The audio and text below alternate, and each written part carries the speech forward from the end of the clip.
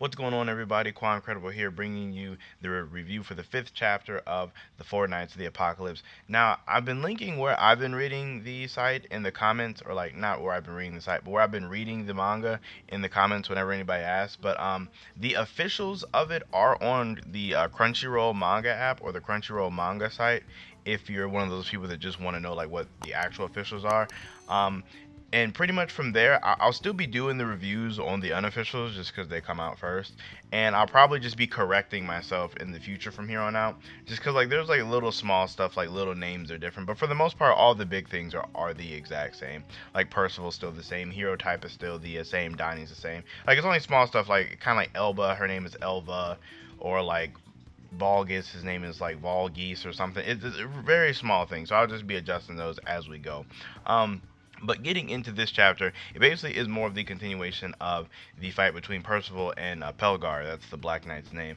I didn't even realize that until I was rereading it, that they entirely said his whole name, and I didn't even notice it. But yes, it's a continuation of the fight between those two. And basically, the one thing that we learned from this chapter is how much of a gap there actually is between Pelgard and Percival, because kind of at the end of last chapter with him awakening to his magic being hero type, which is like something like crazy rare that doesn't really fit in any kind of category. We kind of and then kind of how like these kind of stories go, where like after the main character awakens their power, they typically beat the first bad guy that they come across. Like so, like a lot of things are going in like Percival's favor for us believing that he was going to beat him. But no, this chapter really just shows that there is a huge gap, and this is and this is another thing why another reason why I like Donnie is that like it's because like the villagers as well as Elva was starting to think that Percival had a chance, and Donnie's like, look, he's not even half serious. Like he's literally he is not even remotely close to being actually serious.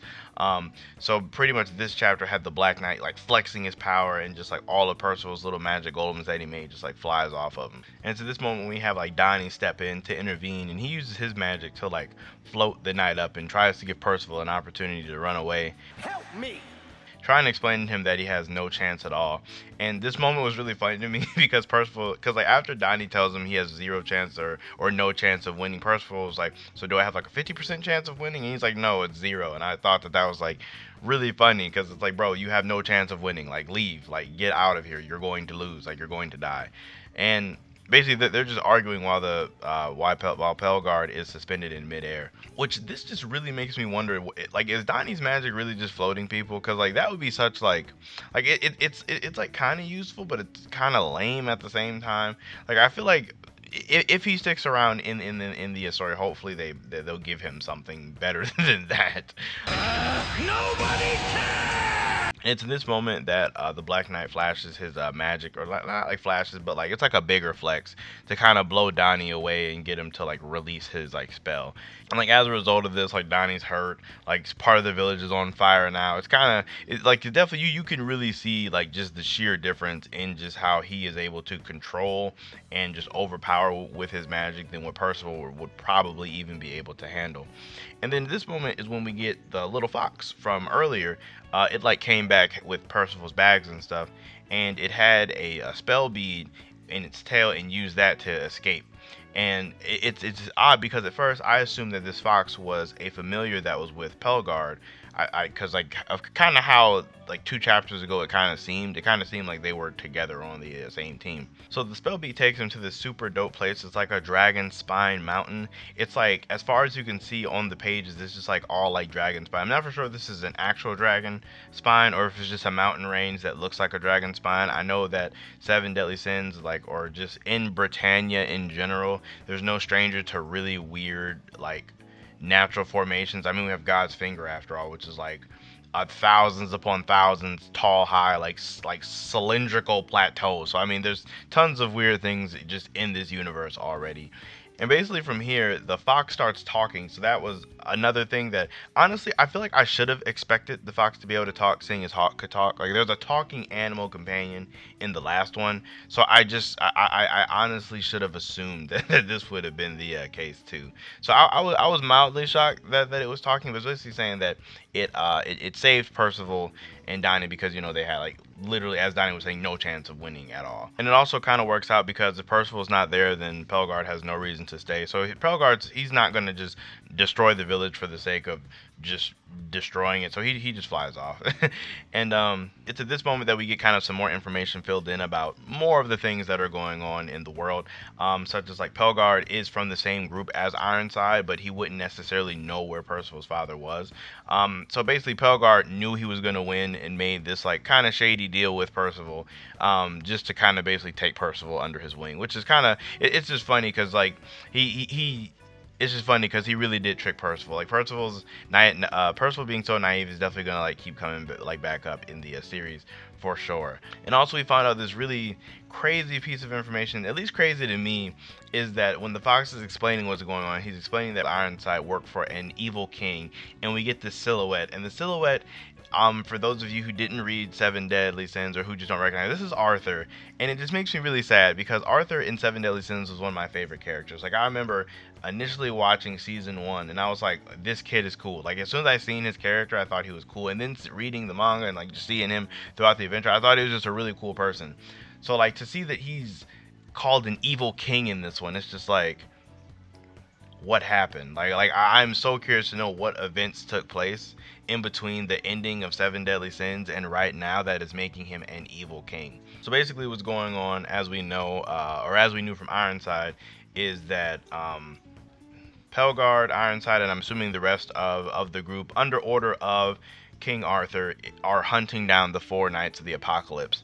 So as of this moment, the four Knights of Apocalypse do not quite exactly exist. Because like the way the Fox is explaining, he's explaining it as they're hunting down the people that are prophesized to be the four Knights of the Apocalypse, meaning like that it hasn't exactly happened yet. And it also makes sense because Donnie has never heard of them, and the Fox says because they don't exist. So it's interesting because in this series we're going to kind of get to see the formation of this group, as well as like who becomes in it. Because like in the Deadly Sins, the Seven Deadly Sins were already a group. Like it already happened, like in the story. But like a lot of what we learned in the story was kind of like how it happened. Like we got to learn a lot of backstory and flashback. Whereas in this one, we're kind of going to be actually here for it day one. And we do get to see more silhouettes of the Four Knights of the Apocalypse. We got to see them in Chapter 1, but these ones I feel like are probably much more accurate. And then the Four Knights of Apocalypse do kind of line up with them being in theme of the actual Four Horsemen of the Apocalypse. In the unofficials, they're called Starvation, Plague, War, and Death, while in the officials, it's much more accurate with the names being Famine, Pestilence, War, and Death. So I mean, granted, the words are a little bit different, but the base meaning is still the same, because plague is basically another word for pestilence, as well as famine to starvation. They're more or less the same words. So the one that is Death, we can clearly see that this is 100% Percival. Like there's zero doubt about that. The one next to him being War, this one, since it has some type of spear or lance type thing, and kind of a scar on the head, I would assume this is Lancelot, or the one pertaining to Lancelot. The one with the long hair, the hair is very, it's very similar to Tristan's hair, so I'm going to assume that this is him. And then the last one being Famine or Starvation. I'm not for sure who this could possibly be. This could possibly be a new character, possibly someone we haven't seen yet. I will do an entire video on my speculation on that separate, because that would take up a lot of time just to talk about just that thing in general, like pertaining to those four. So be on the lookout for that in the very near future. But essentially, at the very end of the chapter, the Fox does say that Percival is one of them, giving us that undoubted confirmation. So all in all, the chapter was really good, because it set up the whole thing with the four Knights, and I'm really excited to see the four Knights, because apparently the Fox is gathering them. So we are going to eventually get to travel to meet, I'm assuming Meliodas' kid Tristan, as well as like Bond's kid Lancelot, and then whoever this mystery fourth person is. I kind of hope we get the mystery person first, just because like I really do want to see what he is about, see if he's relating to a character, or see if he's just his own character entirely. I'm very curious to see that. And I also really want to know, as I said earlier, what's going on with Arthur. How do we get from here, from like the end, because everybody ended on good terms. So I'm just really curious to know the state of the world. Because with how things are going, it really makes me think that possibly more than 16 years may have passed, but who knows, we'll just have to wait and see. So let me know what you guys think down below about the chapter, as well as who you think the potential knight is, or who it could be. Let me know if you guys think I'm wrong in my thinking, and be on the lookout for that video that I'm going to be dropping like pretty soon here about my speculations and thoughts and theories on the Four Knights of the Apocalypse. Aside from that, make sure you guys like the video, as well as subscribe to the channel for more Four Knights of the Apocalypse content, and make make sure you guys enjoy the rest of your day, and I'll see you all in my next video.